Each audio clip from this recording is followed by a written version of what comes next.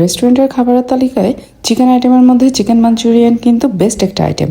আর বাসায় দাওয়াতের আয়োজনে যদি এই জনপ্রিয় চিকেন মাঞ্চুরিয়ান আইটেমটা তৈরি করেন তাহলে তো আর কথাই নেই। আজকে খুব সহজ পদ্ধতিতে আপনাদেরকে চিকেন মাঞ্চুরিয়ান রেসিপিটি তৈরি করে দেখাবো।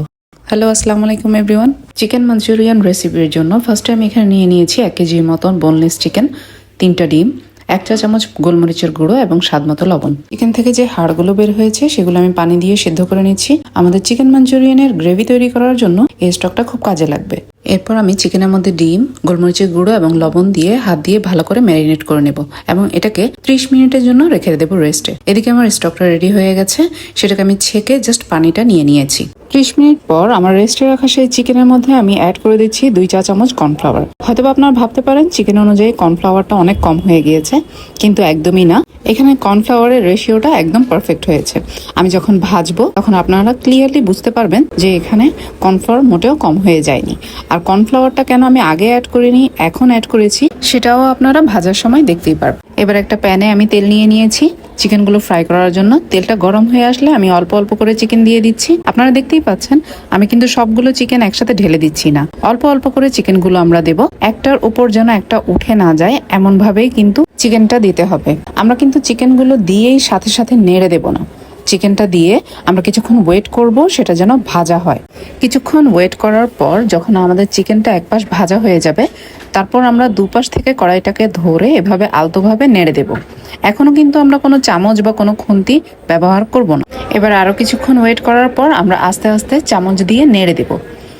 দেখতেই পাচ্ছেন কি সুন্দর ফ্রাই হয়ে এসেছে এক পাশটা।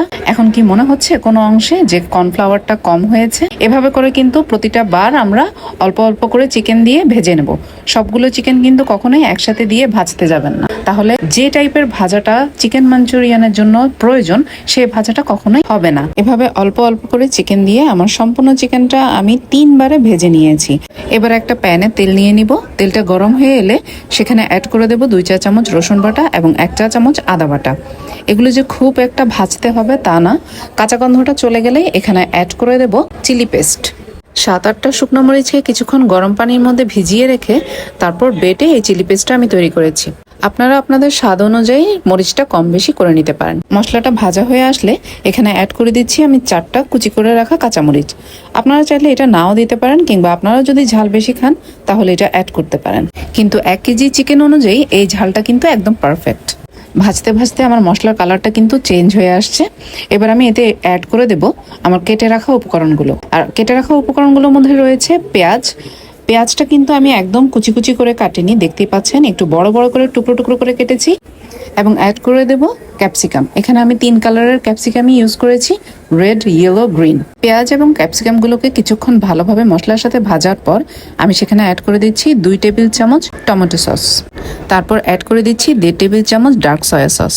কিছুক্ষণ নেড়ে চেড়ে তারপর অ্যাড করে দিচ্ছি 1.5 টেবিল চামচ ওয়েস্টার সস। তারপর অ্যাড করে দিচ্ছি স্বাদ মতো লবণ এবং 1 চা চামচ পরিমাণ কালো গোলমরিচের গুঁড়ো। আর টকটাকে ব্যালেন্স করার জন্য অ্যাড করে দিচ্ছি 1 চা চামচ চিনি। সবগুলো উপকরণ দেওয়ার পর কিছুক্ষণ নেড়ে চেড়ে এখানে গ্রেভি তৈরি করার জন্য অ্যাড করে দেব আমার সেই চিকেন স্টকটা। সবগুলো স্টক কিন্তু একসাথে অ্যাড করে দেব না, আমার যতটুকু গ্রেভি প্রয়োজন আমি ততটুকু জাস্ট অল্প অল্প করে অ্যাড করে নেব। আপনারা যদি এটা একদম শুকনো টাইপের খেতে চান তাহলে গ্রেভিটার জন্য স্টক কম অ্যাড করবেন, আর যদি গ্রেভিটা একটু বেশি চান তাহলে এই স্টকটা একটু বেশি অ্যাড করবেন। স্টকটা অ্যাড করার পর বলক আসা পর্যন্ত একটু ওয়েট করে আমি অ্যাড করে দিচ্ছি চিকেনটা। চিকেনটা অ্যাড করার পর ভালোভাবে নেড়ে চেড়ে মশলার সাথে এটা সম্পূর্ণ মিক্স করে ফেলবো। গ্রেভিটাকে ঘন করার জন্য এখানে আমি অ্যাড করব 2 চা চামচ কর্নফ্লাওয়ার। আর কর্নফ্লাওয়ারটা আমি গুলে নিব সেই চিকেন স্টকটা দিয়ে। এই গোলানো কর্নফ্লাওয়ারটা চিকেনের মধ্যে অ্যাড করে সাথে সাথে কিন্তু ভালোভাবে নেড়ে দিতে হবে, না হলে নিচে কিন্তু জমাট বেঁধে যেতে পারে। তাই আমি গোলানো কর্নফ্লাওয়ারটা চিকেনে অ্যাড করার সাথে সাথেই ভালোভাবে নেড়ে চেড়ে মিক্স করে নেব।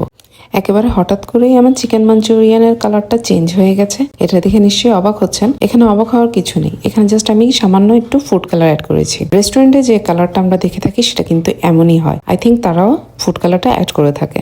আমার চিকেন মাঞ্চুরিয়ান রান্নাটা শেষ। এখন এটাকে ডেকোরেশনের জন্য উপর থেকে আমি ছড়িয়ে দেবো সামান্য সাদা তিল। দেখতে কিন্তু খুব সুন্দর লাগে। রেস্টুরেন্টে খেয়াল করে দেখবেন এভাবেই কিন্তু উপর থেকে সাদা তিল দিয়ে থাকে। আর এই পুরো রান্নাতে আমাকে হেল্প করছিল আমার ননদ। আপনারাও এই সহজ রেসিপিটি বাসায় ট্রাই করবেন এবং আমাকে কমেন্ট করে জানাবেন কেমন হয়েছে। Thank you.